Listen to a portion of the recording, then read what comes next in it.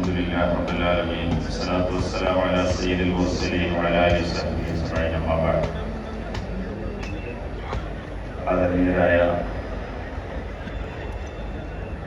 സയ്യിദ് സാദാത്തുക്കളെ, ഉസ്താദുമാരെ, ഉമറാക്കളെ, പ്രിയപ്പെട്ട ക്യാമ്പ് അംഗങ്ങളെ,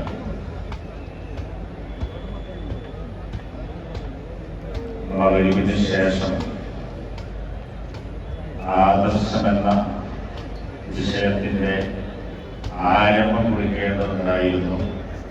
നമ്മളതിന്റെ മുമ്പ് ബാലൻസുള്ള ചില പരിപാടികളും നടത്തിയത് കൊണ്ടാണ് ഇപ്പം വൈകിയത്.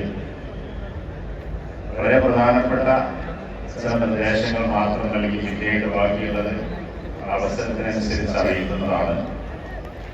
ഏറ്റവും പ്രധാനപ്പെട്ടത്, നമ്മുടെ ക്യാമ്പിലേക്ക് പ്രവേശിക്കാൻ നമ്മുടെ ഐഡന്റിറ്റി കാർഡ് സ്കാൻ ചെയ്തുകൊണ്ടാണ് പ്രവേശിച്ചിരിക്കുന്നത്. ഈ കാർഡ് എപ്പോഴും നമ്മുടെ കയ്യിലുണ്ടായിരിക്കണം. അത് നമ്മുടെ ക്യാമ്പ് പ്രതിനിധിയാണെന്ന് തെളിയിക്കുന്ന രേഖയാണ്. അത് നിർബന്ധമായും എല്ലാവരും ധരിച്ചിരിക്കണം. മറ്റൊന്ന്,